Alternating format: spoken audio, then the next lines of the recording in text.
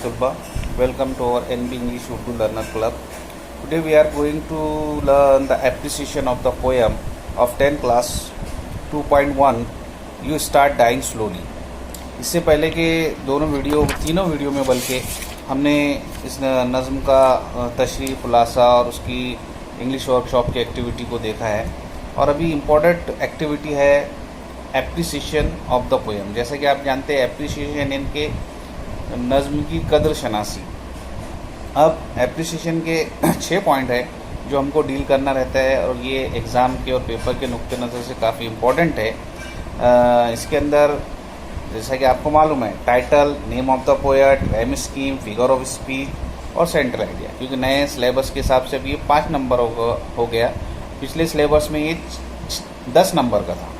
तो चलिए स्टार्ट करते हैं। सबसे पहले टाइटल, तो टाइटल में हम लिखेंगे डायरेक्टली भी लिख सकते हैं आप यू स्टार्ट डाइंग स्लोली, या ऐसा भी लिख सकते हैं the title of the poem is you start dying slowly, दोनों भी चलेगा, कंसिडरेबल रहता है। फिर next point name of the poem या ऑथर, तो this poem was written by the poet Pablo Neruda. फिर third point rhyme scheme, rhyme scheme मतलब इसके अंदर काफिये कैसे इस्तेमाल हुए, यानी काफिये की क्या स्कीम है। So this poem was written by the there is no rhyme scheme in the poem, it is written in free verse style. यानी इसमें रैम स्कीम का इस्तेमाल बिल्कुल भी नहीं हुआ, ये फ्री वर्स यानी कि आज़ादाना तरीके से नज़्म लिखी हुई है। अब देखिए figure of speech, figure of speech किसी एक फिगर ऑफ स्पीच को आपको थोड़ा सा लिखना है। एक्चुअल में नज़मों में मुख्तलिफ फिगर ऑफ स्पीच का इस्तेमाल होता है, जिसको फिगर ऑफ स्पीच यानी सनाए बदाए। देखिए इसमें अपोस्ट्रॉफी, रेपिटेशन और एंटीथेसिस।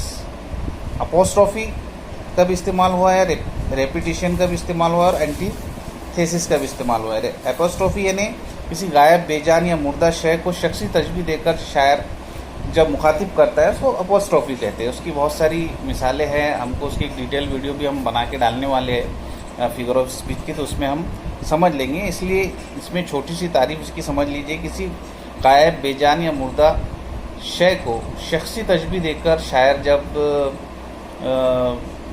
मतलब मुखातिब करता है उसे अपोस्ट्रॉफी कहते हैं। इसके अंदर जैसा if you do not travel, if you do not read, तो यहाँ पर इफ़ यू डू नॉट का जो इस्तेमाल हुआ है ये भी एपोस्ट्रॉफी पे आता है।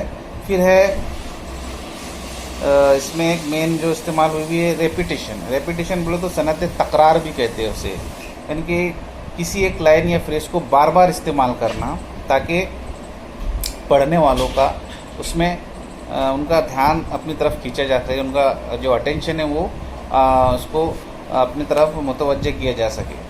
तो इसमें रेपिटेशन की लाइन है you start dying slowly, you start dying slowly, ये बार बार हर स्टांजा में आई हुई है।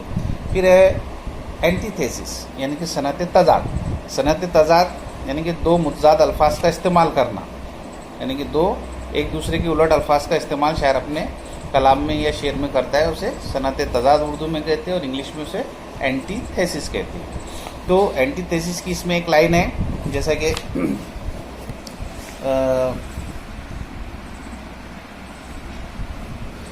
देखिए if you do not risk what is safe for the uncertain, तो इसमें सेफ और रिस्क ये एक दूसरे के अपोजिट है।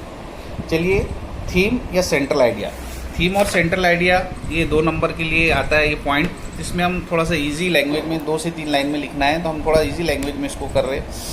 The poem suggests us to live life fully and always try to enrich it with new experience, knowledge and challenges। यानी कि नज़म जो है हमें एक नसीहत करती है कि हमें ज़िंदगी को भरपूर जीना चाहिए और हमेशा इसको नए तजुर्बात और इल्म और चैलेंजेस जो रहते हैं उनसे इसको लेना चाहिए, इसके करीब जाना चाहिए। और इसके अंदर हम एक पॉइंट भी ऐड कर लेंगे कि